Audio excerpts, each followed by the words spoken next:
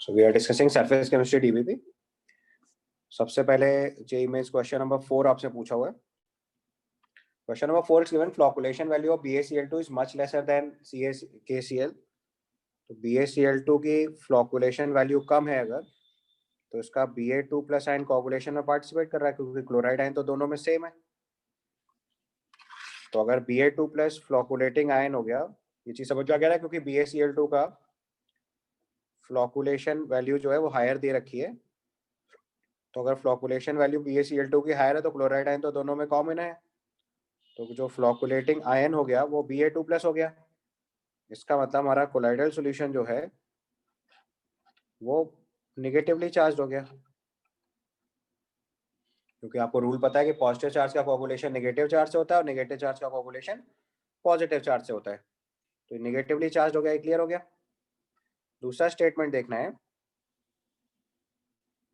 दूसरे केस में लिखा हुआ है the end flocculation value of Na2SO4 is much lesser than NaBr for sol B. तो ये आपका सॉल्व ए की सिचुएशन पता चल गई. अब सॉल्व बी के केस में देखो हमारे पास दो सब्सटेंस है, एक सोडियम सल्फेट और एक है सोडियम ब्रोमाइड. तो अब देखो दोनों में सोडियम आयन तो कॉमन है, सल्फेट आयन और ब्रोमाइड आयन का डिफरेंस है. अगर दोनों की फ्लॉकुलेटिंग वैल्यू सेम होती है तो फिर कोगुलेशन Na+ की वजह से हो रहा होता है. बट यहाँ पे कोगुलेशन किसकी वजह से हो रहा है? सल्फेट आयन की वजह से. तो ये हमारे पास फ्लॉकुलेटिंग आयन हो गया. और फ्लॉकुलेटिंग आयन अगर हमारा नेगेटिवली चार्ज है तो कोलाइडल सॉल्यूशन पॉजिटिवली चार्ज हो गया. तो बेसिकली हार्डी-सुलज़े रूल अप्लाई कर रहे हैं हम लोग. सोडियम सल्फेट की कोगुलेशन वैल्यू NaBr से कम है, इसका मतलब कोगुलेटिंग आयन सल्फेट आयन है. सल्फेट आयन है तो नेगेटिव चार्ज है, नेगेटिव चार्ज मतलब कोलाइडल सॉल्यूशन पॉजिटिव चार्ज. पहले वाले केस में BaCl2 की कोगुलेशन वैल्यू कम है, इसका मतलब कोगुलेटिंग आयन Ba2 प्लस हुआ, क्लोराइड आयन तो कॉमन है. तो इससे पता चल गया कि आपका जो सॉल्व ए है वो पॉजिटिव नेगेटिवली चार्ज है और सॉल्व बी जो है वो पॉजिटिवली चार्ज है. राइट. तो ऑप्शन देखो, sol A is negatively charged and sol B is positively charged. तो इसका आंसर हमारा डी हो जाएगा. ठीक है. उसके बाद अगला क्वेश्चन आपने पूछा है question number 6. Question number 6 is given match the catalyst in the process. तो सारे कैटलिस्ट आपको पता होने चाहिए लाइन से. तो उसमें देखो एक एक करके प्रोसेस मार्क करना शुरू करो. तो सबसे पहले TiCl3 जो है वो जिग्लर-नाटा कैटलिस्ट की तरह यूज होता है. तो आपको सब पता है, पूरी ऑर्गेनिक इनऑर्गेनिक सब पढ़ चुके हो. PdCl2 जो है हमारा वो हम लोग रैकर्स प्रोसेस में यूज करेंगे. CuCl2 जो है वो डिकन्स प्रोसेस में यूज करेंगे. और वेनेडियम पेंटाऑक्साइड जो है वो कॉन्टैक्ट प्रोसेस में यूज करेंगे. अगर इस सवाल को मैं क्विकली करना था तो ऑप्शन डी चेक करना चाहिए था, क्योंकि उसमें देखो 1 3 3 1 3 1 4 है, मतलब सारे तरह के ऑप्शन चेक हो रहे हैं. तो अगर इस सवाल को जल्दी करना था तब तो डायरेक्टली मैच करा देते हैं. तो TiCl3, PtCl2, CuCl2 और V2O5. तो हम इसको सीधे यहाँ से कॉन्टैक्ट प्रोसेस से डिसाइड कर लेना था, जिससे आपको इजीली पता चल जाता कि हमें आंसर बी रिपोर्ट करना है. बाकी आपको ऐसे आपको सारे कैटलिस्ट पता होने चाहिए. तो TiCl3 जो है वो जिग्लर-नाटा कैटलिस्ट में यूज करते हैं, एथीन टू पॉलीथीन कन्वर्जन.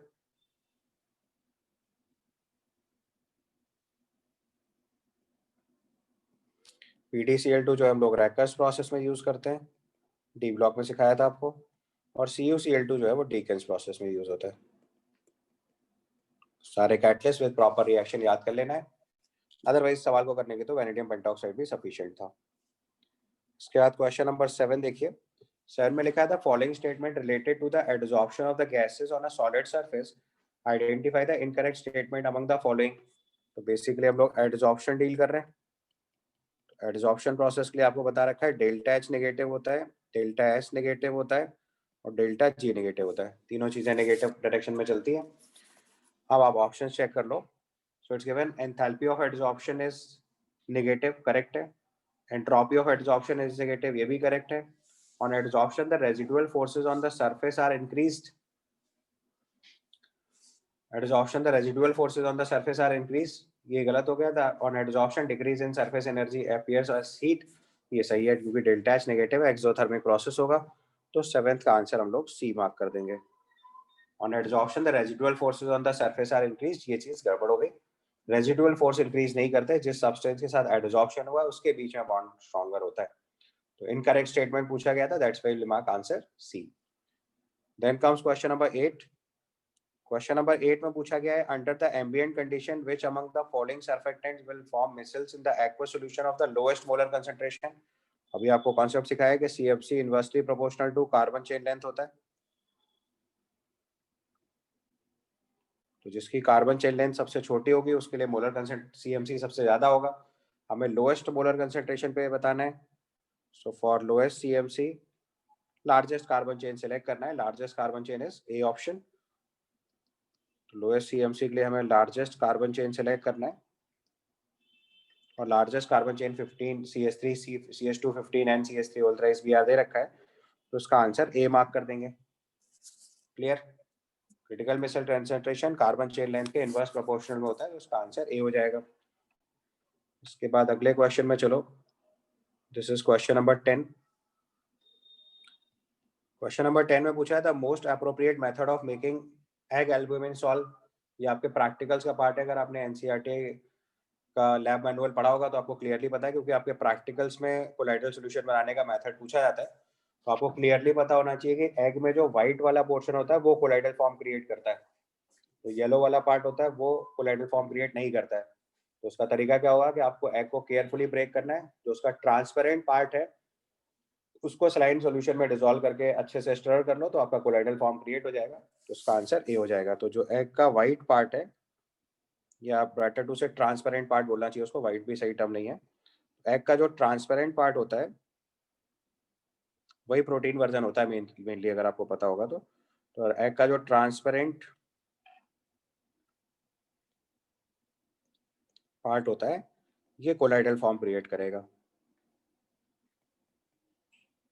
तो उसने बोला हुआ है कि आपको एग एल्ब्यूमिन सॉल्व बनाना है, तो इसका मतलब एल्ब्यूमिनाइट्स मतलब प्रोटीन वर्जन, तो आपको एग का प्रोटीन फॉर्म का कोलाइडल फॉर्म क्रिएट करना है। तो आपको पता है एग का जो प्रोटीन फॉर्म होता है वो उसका ट्रांसपेरेंट पार्ट होता है। जो येलो पार्ट होता है that is of not much use, वो उसका प्रोटीन वर्जन नहीं होता है। तो 5% वेट बाई वेट सोल्यूशन में डालेंगे तो कोलाइडल फॉर्म बन जाएगा। तो ऑप्शन ए इसका करेक्ट आंसर हो गया। बी ऑप्शन में देखो लिखा है break the egg carefully and transfer only yellow part, तो गड़बड़ी हो गया, वो तो प्रोटीन ही नहीं होता। Keep the egg in the boiling water for 100 minutes. After removing the shell, transfer the white part of the content in 100 ml of this much water and homogenize with the mechanical shaker। ये गड़बड़ हो गया क्योंकि जैसे आप उसको boil कर देंगे तो डीनेचुरेशन प्रोसेस हो जाएगा, तो जो उसका प्रोटीन फॉर्म है वो सिंप्लीफाइड प्रोटीन में कन्वर्ट हो जाएगा और फिर इसको कोलाइडल फॉर्म में कन्वर्ट नहीं कर पाएंगे। लास्ट पार्ट में लिखा है keep the egg in the boiling water for 10 minutes and after removing the shell transfer the yellow part. तो ये तो एकदम ही फर्जी हो गया क्योंकि येलो पार्ट तो किसी भी कंडीशन में कोलाइडल फॉर्म नहीं बनाता है। ठीक है, क्लियर टू एवरीवन? तो इसका आंसर ए हो जाएगा। Then comes question number 11। Question number 11 में लिखा हुआ है gold number of some colloidals are given which among the one is better protective colloid. तो आपको लॉजिक सिखाया था, lesser gold number better protective colloid, lesser gold number better is protective colloid. ये अगर आपको याद हो तो मैंने तो इसके रिजल्ट्स भी आपको डायरेक्टली याद कराया कि स्टार्च जो है वो अच्छा कोलाइड नहीं होता है और जिलेटिन जो है इनमें सबसे बढ़िया कोलाइडल फॉर्म होता है। तो जिलेटिन का देखो गोल्ड नंबर सबसे कम दे रखा है इस लिस्ट में, तो वही हमारा सबसे अच्छा प्रोटेक्टिव कोलाइड हो जाएगा। तो इसका आंसर भी ए मार्क कर देंगे। So lesser the gold number better is protective colloid, same rule apply करना है, बेटर इज प्रोटेक्टिव कोलाइड, यानी कि इसका सबसे कम अमाउंट यूज करके गोल्ड सॉल्ट को प्रोटेक्ट किया जा सकता है NaCl से। इसके बाद क्वेश्चन नंबर 12 देखो। क्वेश्चन नंबर 12 में पूछा गया among the following correct statement is Brownian movement is more pronounced for bigger particles than the smaller particles. गड़बड़ लिखा हुआ है। ब्राउनियन मूवमेंट के क्या कॉन्सेप्ट होता है? Smaller the size and lesser is the viscosity faster is the motion वाला logic होता है। सो ब्राउनियन मूवमेंट अगर चेक करना है तो ब्राउनियन मूवमेंट फास्ट होगा अगर स्मॉलर साइज होगा, स्मॉल पार्टिकल साइज होगा और लेसर विस्कोसिटी होगी। डिस्पर्जन मीडियम की विस्कोसिटी और डिस्पर्स फेज का पार्टिकल साइज स्मॉलर और विस्कोसिटी कम होने से ब्राउनियन मूवमेंट फास्ट होगा। तो लार्जर पार्टिकल्स के ये चीज गलत हो गई। Salts of metal sulphides are lyophilic, ये भी गड़बड़ हो गया। मेटल सॉल्ट्स जो होते हैं वो सब लायोफोबिक कैटेगरी के होते हैं। तो मेटल सल्फाइड सॉल्ट्स जितने भी हैं ये सब लायोफोबिक कैटेगरी है। Lyophilic colloids naturally existing colloids होते हैं। सी पार्ट में लिखा है Hardy Schulze law states that the bigger the size of the ion the greater is its coagulation power. Size से मतलब नहीं होता, चार्ज ज्यादा से होता है, तो ये भी स्टेटमेंट रॉन्ग हो गया। तो मोर चार्ज, साइज का कोई रिलेशन नहीं होता हार्डी सुल्जे रूल में। So more charge on ion higher is its coagulation power.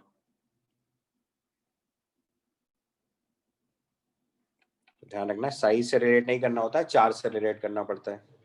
And last part में लिखा है one would expect charcoal to adsorb chlorine more than hydrogen sulphide. ये बिल्कुल सही है, क्योंकि आपको पता है कि जो adsorb easily liquefiable gases is easy to adsorb का रूल होता है। Easily liquefiable gases are easy to adsorb. और इसको बेसिकली किससे कंपेयर करेंगे? इंटरमोलिकुलर फोर्सेस से। तो क्लोरीन का मॉलिक्यूलर वेट चेक करेंगे तो ये 71 आ रहा है। H2S का मॉलिक्यूलर वेट चेक करेंगे तो 34 आ रहा है। तो molecular weight of chlorine is much higher than H2S, यानी कि इसके वॉन डेर वाल्स फोर्सेस ज्यादा हो गए। मॉलिक्यूलर वेट 71, H2S के लिए मॉलिक्यूलर वेट लिखेंगे तो ये 34 हो गया। मॉलिक्यूलर वेट हायर होने की वजह से higher van der Waals forces हो जाएंगे, और higher van der Waals force हो जाएंगे तो इजी टू लिक्विफाई हो जाएगा, इजी टू लिक्विफाई हो जाएगा तो इजी टू एडसॉर्ब हो जाएगा। Higher van der Waals forces, तो इसका आंसर हम लोग डी करेक्ट लिख देंगे। समझ में आया कॉन्सेप्ट? फर्स्ट थ्री स्टेटमेंट में क्या इनकरेक्ट है वो मैंने आपको बता दिया। ब्राउनवेल मूवमेंट के स्मॉलर पार्टिकल साइज चाहिए होता है, लेसर विस्कोसिटी चाहिए होती है। मेटल सल्फाइड्स लायोफोबिक कोलाइड्स होते हैं, lyophilic colloids generally naturally occurring colloids होते हैं। हार्डी सुल्जे रूल में साइज से रिलेशन नहीं होता, चार्ज से रिलेशन होता है। चार्ज ज्यादा होगा तो उसकी कोगुलेशन पावर ज्यादा होगी, और चारकोल जो है वो क्लोरीन को ज्यादा एड्सॉर्ब करेगा हाइड्रोजन सल्फाइड से। ये करेक्ट है, क्योंकि इजीली लिक्विफाइबल गैसेस जो होती है वो इजी टू एड्सॉर्ब होती है, और क्लोरीन का मॉलिक्यूलर वेट जो है वो ज्यादा है, तो इसलिए इसके van der Waals forces stronger होंगे, इजी टू लिक्विफाई होगा, इजी टू एड्सॉर्ब होगा। तो डी आंसर इसका करेक्ट ऑप्शन हो गया। ठीक है, next comes question number 15। Adsorption of a gas follows Freundlich adsorption isotherm. In the plot given, x is the mass of the gas adsorbed on the mass of the adsorbent, p x by m is proportional to, तो देखो formula होता है x by m is equal to k p power 1 by n। इसका logarithmic version लिखेंगे तो आ जाएगा log of x by m is equal to log of k plus 1 by n times log of p। अब log of x by m versus log of p plot में जो slope होगी,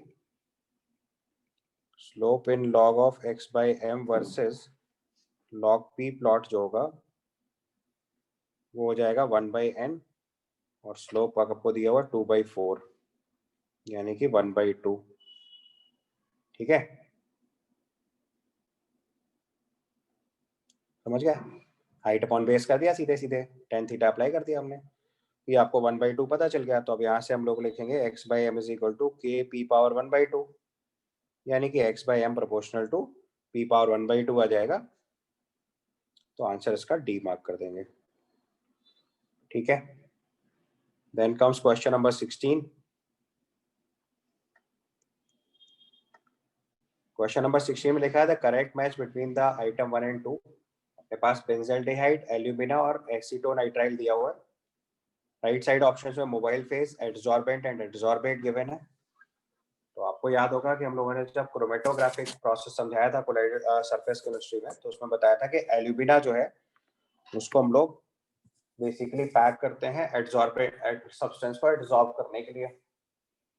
ठीक है, तो इससे आपको पता चल गया कि जो एल्यूमिना है वो सर्टेनली एडसॉर्बेंट होगा। बस एक ऑप्शन आपने सही पिक कर लिया तो बाकी चीजें अपने आप क्लिक कर जाएगी। तो इस क्वेश्चन में एल्यूमिना जो क्रोमेटोग्राफिक कॉलम बनाने में यूज करते हैं, स्टिक से हमें यूज करना था, तो वो एडसॉर्बेंट है। तो इससे पता चल गया कि बी का आंसर सर्टेनली क्यू मार्क करना है। तो उसके बेसिस पे आप आसानी से आंसर बता सकते हो, डी हो जाएगा। बाकी मार्क करना है तो आपको पता है कि बेंजल्डिहाइड जो है वो एडसॉर्बेंट की तरह काम करेगा, और एसीटोनाइट्राइल जो है वो मोबाइल फेस की तरह काम करेगा। ठीक है, उसके बाद क्वेश्चन नंबर 18 देखिए। क्वेश्चन नंबर 18 इट्स गिवन है solution containing 62 gram of ethylene glycol. तो आपका लिक्विड सॉल्यूशन का क्वेश्चन हो गया। Delta T F is equal to K F into M apply करो, सॉल्व हो जाएगा। 18th क्वेश्चन में सिंपली आपको delta T F is equal to K F into M लगाना है। मान लिया कि x ग्राम वाटर बचा हुआ है, -10 डिग्री सेल्सियस तक कूल किया, तो डेल्टा टी एफ 10 हो गया, के एफ 1.86 दिया है। मोलालिटी लिखेंगे तो 62 ग्राम जो एथिलीन ग्लाइकॉल है उसका मॉलिक्यूलर मास भी 62 होता है। सो 62/62 ये मोल्स हो गए। x ग्राम वाटर इंटू 1000 करो, मोलालिटी हो गई। यहाँ से x की वैल्यू सॉल्व लाएंगे तो 186 ग्राम आ जाएगा। तो मतलब 186 ग्राम ऑफ वाटर बचा हुआ है अभी बाद में। इनिशियली 250 ग्राम था, तो आई सेपरेटेड कितनी हो गई, 250 माइनस 186 यानी कि 64 ग्राम। चलो इसके बाद नेक्स्ट क्वेश्चन देखना है। This is question number 23। Question number 23 में दिया है latex is a colloidal solution of rubber particles which are the question is as among the following the false statement is। तो पहले पार्ट में लिखा हुआ है latex is a colloidal solution of rubber particles which are positively charged, ये incorrect हो गया। ये अभी इसको होल्ड कर लो। अगले स्टेटमेंट में देखो, Tyndall effect can be used to distinguish between colloidal solution and true solution. Perfect, क्योंकि टिंडल इफेक्ट कोलाइडल सॉल्यूशन की प्रॉपर्टी होती है, ट्रू सॉल्यूशन में नहीं ऑब्जर्व होता है। अगले केस में लिखा है it is possible to cause artificial rain by throwing electrified sand carrying charge opposite to the one on the cloud from the aeroplane, ये भी सही है। And lyophilic salt can be coagulated by adding electrolyte, lyophilic salt can be coagulated by adding an electrolyte, ये भी incorrect हो गया, क्योंकि lyophilic salt के कोगुलेशन के लिए हमें इलेक्ट्रोलाइट भी चाहिए होता है और सुइटेबल सॉल्वेंट भी चाहिए होता है। दो चीजें एक साथ ऐड करनी होती है। तो जो अपना रबर होता है वो नेगेटिवली चार्ज कोलाइडल होता है, तो इसलिए इसका स्टेटमेंट ए तो सर्टेनली रॉन्ग है। डी को हम लोग पार्शियली इनकरेक्ट बोल सकते हैं, क्योंकि लायोफिलिक सॉल्ट्स के कोगुलेशन के लिए इलेक्ट्रोलाइट के साथ सुइटेबल सॉल्वेंट चाहिए होता है। बट क्वेश्चन में चूंकि कैन बी डिस्कोगुलेटेड लिख दिया है, तो ठीक है, चल जाएगा काम, कोई प्रॉब्लम नहीं है। उसका डी भी फिर वैसे पार्शियली करेक्ट मान सकते हैं। तो अगर सिंगल आंसर लिखना है तो सर्टेनली आंसर ए लिखेंगे। अदरवाइज डी के केस में थोड़ा सा मॉडिफिकेशन होना चाहिए था। Lyophilic salts can be coagulated by adding electrolyte and suitable solvent होना चाहिए था, अगर इसका परफेक्ट आंसर लिखना था, एंड सुइटेबल सॉल्वेंट। तो ये परफेक्ट स्टेटमेंट हो जाता है, लेकिन कैन बी लिखा है तो उतना चला लेंगे काम। आंसर इसका ए मार्क करेंगे, या फिर अगर एक्चुअल आपके पेपर में आएगा तो फिर आप की करेक्शन के लिए अप्लाई कर सकते हो, तो फिर वो ए और डी दोनों करेक्ट कर देंगे। फिलहाल इसका आंसर ए मार्क करना है, क्योंकि इसका ए सर्टेनली इनकरेक्ट स्टेटमेंट है। इसके बाद आएंगे next question number 24। Question number 24 में लिखा हुआ है adsorption of a gas follows Friendly's adsorption isotherm, x is the mass of the gas adsorbed and m is the mass of the adsorbent। अब देखो, आपको आदत पड़ जानी चाहिए इस तरह के सवाल सॉल्व करने की। बिल्कुल सिमिलर क्वेश्चन पिछला वाला भी सॉल्व किया था मैंने। फॉर्मूला लिखेंगे log of x by m is equal to 1 by n log of k plus 1 by n times log of p। तो यहाँ से हम लोग स्लोप लिखेंगे तो वो 1 by n आ जाएगी, जो हमारी इक्वेशन के हिसाब से 2/3 है। तो x by m is equal to K P power 1/n होता है। तो हमारा x by m proportional to p power 2/3 आ जाएगा। तो इसका आंसर जो है हम लोग सी मार्क कर देंगे। अच्छा, अब मान लो किसी को एक क्वेश्चन बहुत जल्दी करना था, इतना कैलकुलेशन भी नहीं करनी चाहिए थी, तो उसके ऑप्शंस देखो गड़बड़ दिए हैं। आपको पता है कि log of K x by m is equal to K P power 1/n में 1/n जो है वो लेस देन 1 नंबर होता है। तो ऑप्शन ए बी डी तो ऐसे ही रिजेक्ट हो गए थे, कुछ करने की जरूरत ही नहीं थी। ऑल्दो सॉल्व करके भी उतना टाइम नहीं लगना था, बट इसमें by obvious reason you can say answer C ही आ सकता है। इसका आंसर ए बी डी तो हो ही नहीं सकता था, क्योंकि x by m is equal to K P power 1/n में 1/n is a number less than 1 होता है। आपको मैंने इसकी रेंज सिखाई थी, उससे भी डील कर सकते थे। इसके बाद देखिए क्वेश्चन नंबर 26। 26 क्वेश्चन में लिखा हुआ है, दो कॉलम दे रखे हैं, वेनेडियम पेंटॉक्साइड TiCl4Al Me3, उसके बाद PtCl2 आयरन ऑक्साइड कैटलिस्ट दिया, और साइड में आपको प्रोडक्ट्स दिए गए। तो देखो, इसमें फिर से आपको क्विकली क्लिक करना चाहिए था। वेनेडियम पेंटाऑक्साइड जो है ये कॉन्टैक्ट प्रोसेस में यूज करते हैं फॉर H2SO4 फॉर्मेशन। तो हमें क्विकली समझ में आना चाहिए था, वेनेडियम पेंटाऑक्साइड को 3 से मैच कराना है। तो इसका आंसर या तो बी होगा या डी होगा। तो एक स्टेप और चेक कर देना है। इसके बाद TiCl4 और AlMe होल थ्राइस, ये आपका जिगलर नाटा कैटलिस्ट है। ये आपका एथीन से पॉलीथीन बनाने में यूज होता है। तो इसका अगला स्टेप अगर हम मार्क कर देते हो तो बी को मैच कराना था हमें 1 से। तो क्लियरली आप आंसर डी पे पहुंच जाते, फिर कोई ट्रिक नहीं लगनी थी। इसका आंसर सीधे डी मार्क कर देना था। बाकी और भी चेक करना है तो PtCl2 जब हम यूज कर रहे हैं तो एथेनॉल बनाने में यूज होता है रैकर्स प्रोसेस, और आयरन ऑक्साइड हम लोग अमोनिया के केस में यूज करते हैं। मैंने आपको एनसीईआरटी में बताया था, नॉर्मली हम लोग आयरन प्लस मॉलिब्डेनम कैटलिस्ट पुराने प्रोसेस में पढ़ते थे। मॉडर्न टेक्निक में हम लोग Fe2O3 और K2O को हैबर्स प्रोसेस अमोनिया में कैटलिस्ट की तरह यूज करते हैं। तो उसका आंसर डी मार्क कर लेना था, अदरवाइज पहले दो ऑप्शन से ही आप इस चीज को चेक कर लेते हैं। वैनेडियम पेंटॉक्साइड कॉन्टैक्ट प्रोसेस में यूज करना है, TiCl4Al होल थ्राइस, ये आपका जिगलर-नाटा कैटलिस्ट हो गया, पॉलीथीन बनाने में यूज होगा। ठीक है, नेक्स्ट क्वेश्चन नंबर 31 देखिए, it's given flocculation value of HCl for arsenic sulphide is 30 millimoles पर litre. If H2SO4 is used for the flocculation of arsenic sulfide, the amount in grams of H2SO4 in 250 ml required for the above purpose is। तो देखो logic ये है कि आपको पहले flocculation value का logic समझ में आना चाहिए। तो AH2S3 हमारे पास आर्सेनिक सल्फाइड है, और आपको पता है कि जितने भी सल्फाइड्स होते हैं वो नेगेटिवली चार्ज कोलाइडल सॉल्यूशन होते हैं, तो पॉजिटिव चार्ज से इसका कोगुलेशन होगा। तो HCl और H2SO4 में H plus ion coagulating ion होगा, तो H प्लस आयन हमारे लिए कोगुलेटिंग आयन या फ्लोकुलेटिंग आयन हो जाएगा। सबसे पहली चीज तो ये प्रेडिक्ट करनी थी। तो अब इसका मतलब HCl से जितना H प्लस आयन मिल रहा है, अगर उतना ही H प्लस आयन H2SO4 से दे देंगे तो काम बन जाएगा हमारे लिए। तो हमें HCl से जो H प्लस आयन मिल रहा है वो मिल रहा है 30 मिलीमोल्स पर लीटर। अब इतना ही H प्लस प्रोड्यूस करने के लिए जो H2SO4 की कंसेंट्रेशन चाहिए होगी वो इसकी हाफ से भी काम चलेगा। तो अगर हम H2SO4 15 मिलीमोल्स पर लीटर ले लेंगे तो इससे जो H प्लस आयन प्रोड्यूस होगा वो सिंपली 30 मिलीमोल्स पर लीटर ही आ जाएगा। ठीक है, तो उसने बोला हुआ है कि 250 ml सोल्यूशन के लिए H2SO4 in 250 ml required for the above purpose. 1 litre solution के लिए हमें 15 मिलीमोल्स चाहिए, तो फॉर 250 ml सोल्यूशन जो H2SO4 रिक्वायर्ड होगा वो हो जाएगा 15/4 मिलीमोल्स।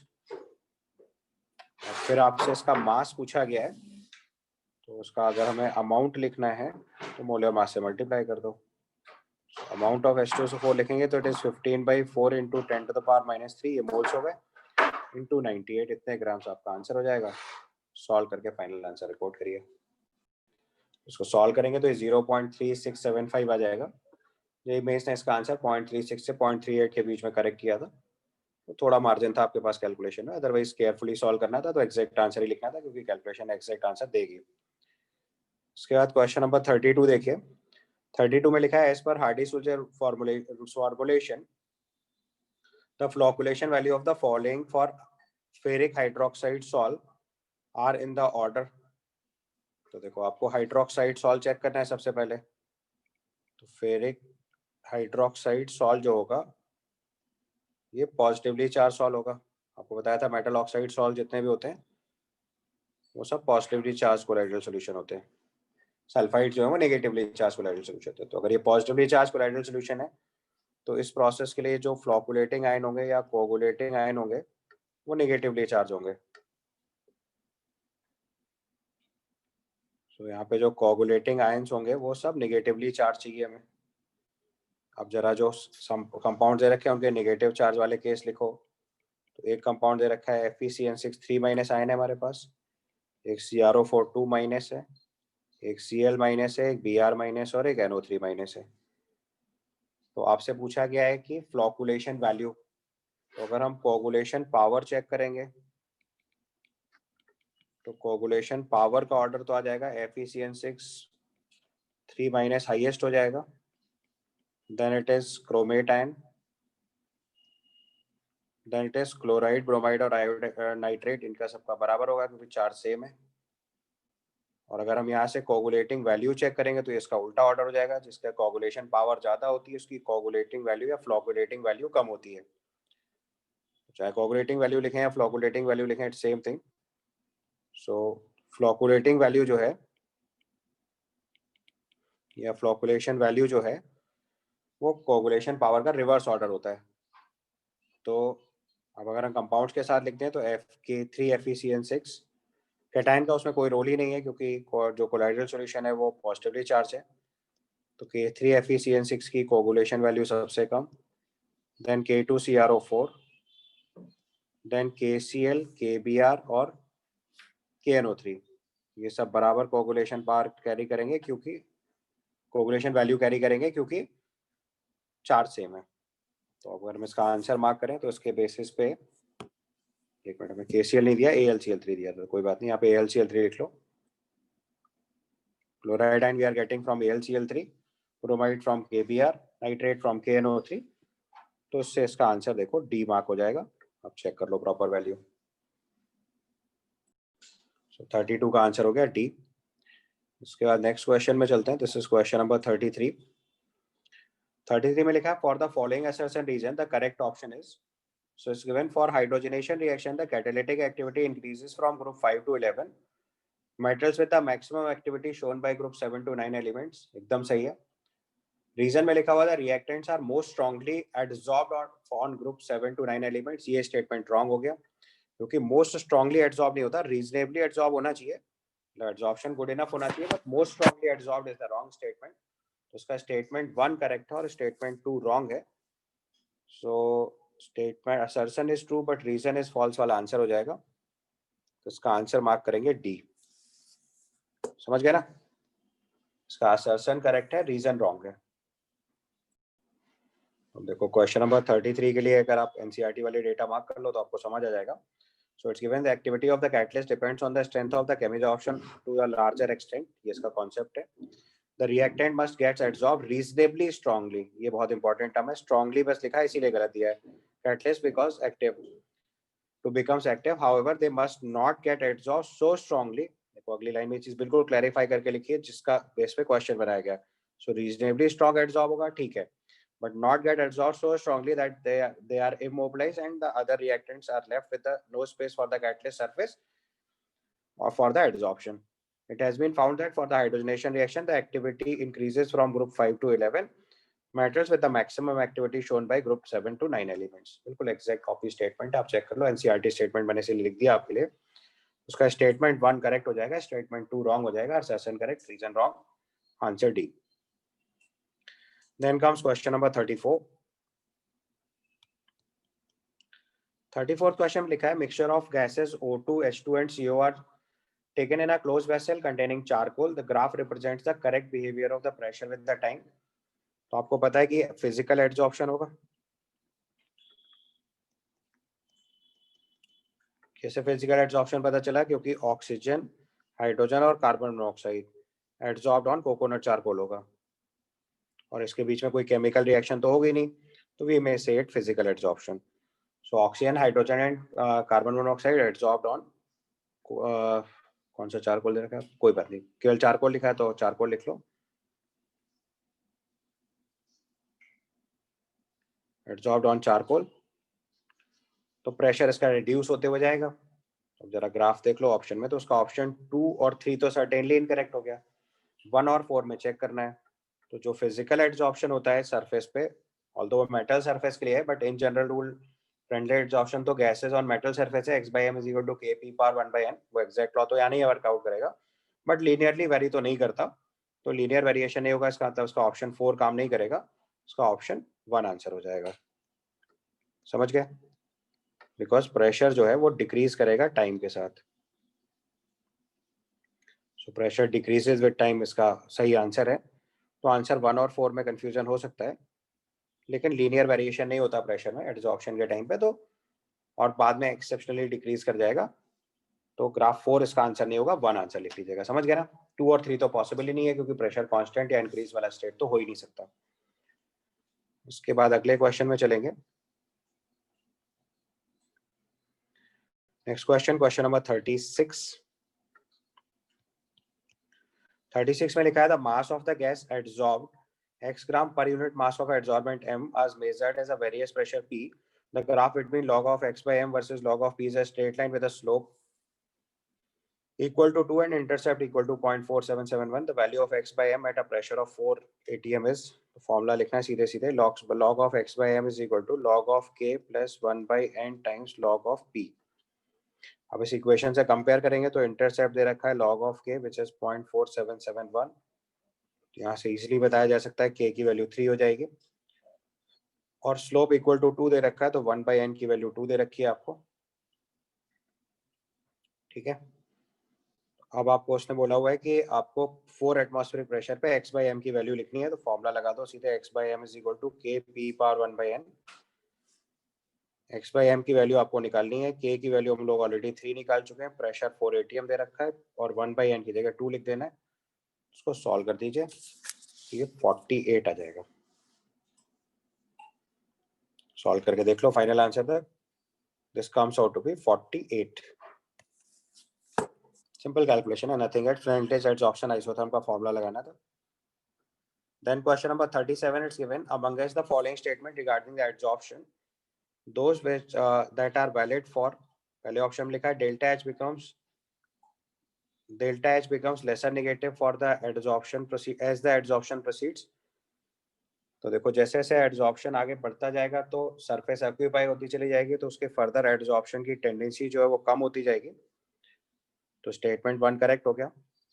दूसरे ऑप्शन में लिखा होना given adsorbent ammonia is adsorb more than nitrogen, ये भी सही है, अमोनिया के अंदर इंटरमोलिकुलर फोर्सेस ज्यादा होते हैं, easily liquefiable gases are easy to adsorb, ये भी करेक्ट हो गया। On adsorption the residual forces acting on the surface of the adsorbent increases, ये गड़बड़ हो गया। And then it is given with the increase in the temperature the equilibrium concentration of adsorbent increases, ये भी गड़बड़ हो गया क्योंकि टेम्परेचर बढ़ाने के साथ एडजॉर्प्शन जो है वो कम होता जाता है। ठीक है, उसका आंसर हमारे अगर चेक करेंगे तो ऑप्शन ए और बी करेक्ट हो गया, तो स्टेटमेंट ए और बी करेक्ट हो गया, तो उसका आंसर जो है सी मार्क कर देंगे। ठीक है, चलो इसके बाद next question comes out to be question number 39। Hydrogen के अंदर हाइड्रोजन बॉन्डिंग थी इसलिए इजीली लिक्विफाइबल गैस था, easy liquefiable gases are easy to adsorb, वो लॉजिक लगाना था। नेक्स्ट केस में लिखा है ना ionic micelles is formed in the addition of, तो आपको देखो पता है मिसल फॉर्मेशन हम लोग सोप्स एंड डिटर्जेंट्स के केस में कराते हैं एक्वस सॉल्यूशन में, तो हमें सीधे सीधे कौन सा केस चेक करना था, सोडियम स्टेरेट पकड़ लो, in pure toluene excess to pure toluene excess, तो कुछ मिसप्रिंट है ये, यहाँ से थोड़ा सा चेंज कर लेना, ये एक्सेस वाटर अगली लाइन में है, ये पहला स्टेटमेंट है, एक्सेस वाटर वाला स्टेटमेंट दूसरा है। ये जरा जेई मेंस में थोड़ा ध्यान से देखना होता है, कंप्यूटर बेस्ड क्वेश्चन में तो थोड़ा लैंग्वेज ऊपर नीचे कर देते हैं। तो पहला स्टेटमेंट है sodium stearate to pure toluene, ये तो बन नहीं सकता। दूसरे केस में देखो एक आयनिक टेल लिख रखी है और उसमें एक्सेस ऑफ वाटर में बना रहे हैं, तो ये आपका कोलाइडल सॉल्यूशन बना सकता है, तो ये मिसल फॉर्मेशन होगा, तो उसका आंसर बी मार्क कर देंगे। समझ गए। फिर liquid diethyl ether and aqueous NaCl solution, ये तो इलेक्ट्रोलाइट हो गया और नॉन पोलर सॉल्वेंट है, तो सॉल्यूशन ही नहीं बनेगा। Excess water to the liquid this compound, तो इसमें भी देखो कोई टेल या हेड वाला कॉन्सेप्ट नहीं है, तो इसमें भी फर्दर कोलाइडल फॉर्म नहीं बनेगी, तो उसका आंसर बी हो जाएगा। क्योंकि बी वाले पार्ट में अगर आप ध्यान से नोट करो तो ये देखो कार्बन चेन है, हाइड्रोफोबिक पार्ट, और ये हाइड्रोफिलिक पार्ट हो गया, तो ये आपका सिंथेटिक डिटर्जेंट वाले कॉन्सेप्ट से मिसल फॉर्मेशन कर देगा, तो इसका आंसर बी मार्क कर देंगे, बस थोड़ा सा सही कर लेना है। Sodium stearate to pure toluene एक स्टेटमेंट है, दूसरा स्टेटमेंट है excess water to this given compound. समझ गया ना, ये एक्सेस वाटर यहाँ से कनेक्ट करना है, जो ऑप्शन बी का पार्ट है। ठीक है, उसके बाद 39 के बाद नेक्स्ट क्वेश्चन है क्वेश्चन नंबर 40। क्वेश्चन नंबर 40 देखो टिपिकल एनसीईआरटी, अब आपको एकदम क्लियरली मालूम होना चाहिए, सबके एग्जांपल्स हैं। तो उसमें लिखा है match the following foam gel aerosol emulsion, इनको आपको मैच कराना है, तो सबसे पहले कोशिश करनी चाहिए जो आप सबसे जल्दी आसानी से जानते हो उसको मैच करा लो। तो आपको पता है मिल्क एक इमल्शन होता है, सबसे पहले उसी पार्ट को मैच कराओ, तो 40th में फोर्थ पार्ट को हमें मैच कराना है एफ से, तो इससे पता चल गया कि ऑप्शन सी डी तो रिजेक्ट मार देना है तुरंत।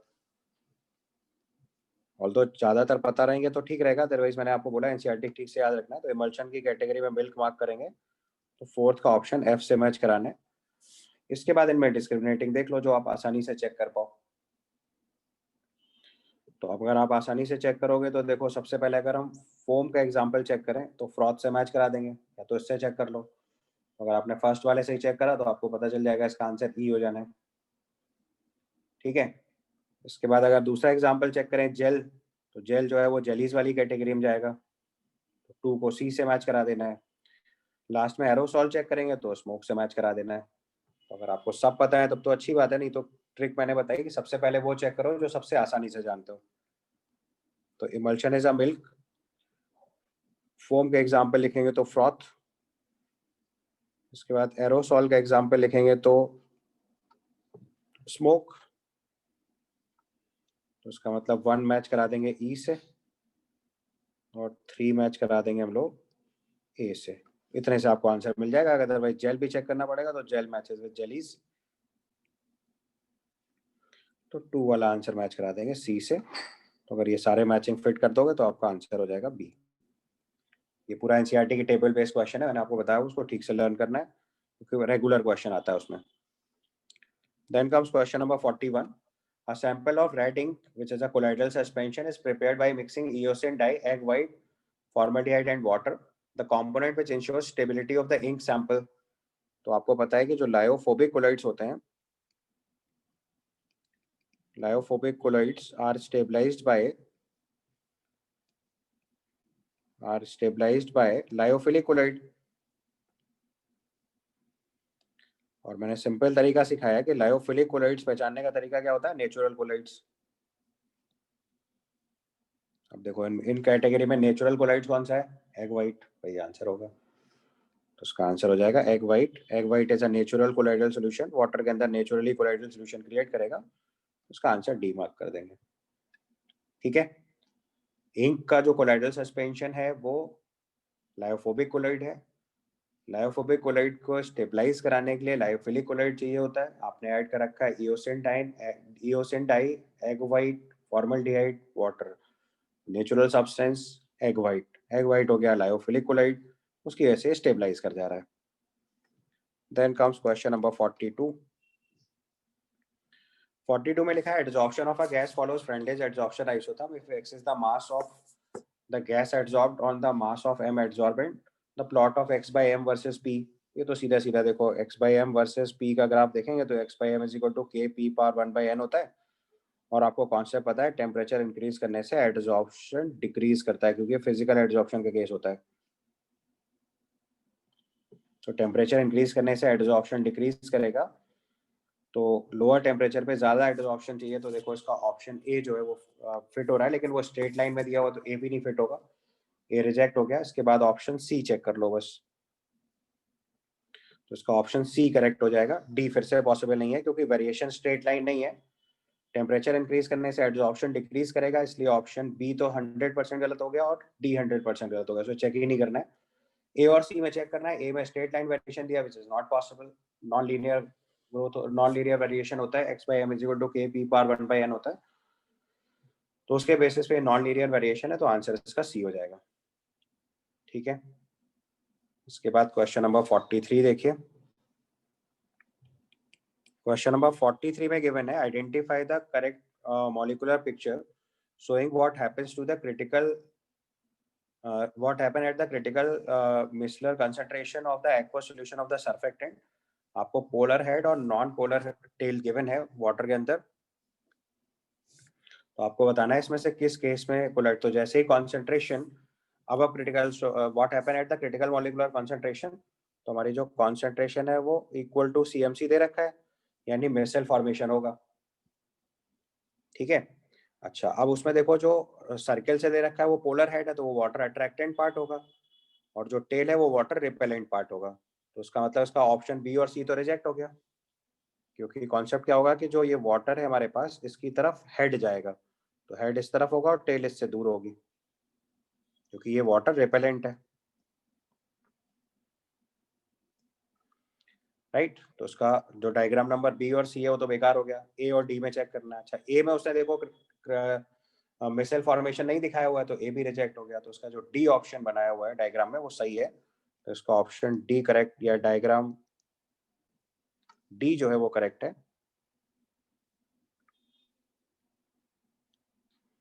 तो डायग्राम डी करेक्ट होने की वजह से इसका आंसर ए मार्क करेंगे। ठीक है, क्लियर, समझ गया, क्योंकि CMC पे मिसल फॉर्मेशन स्टार्ट हो जाएगा, तो इसलिए ऑप्शन डी इसका फेवरेबल ऑप्शन है।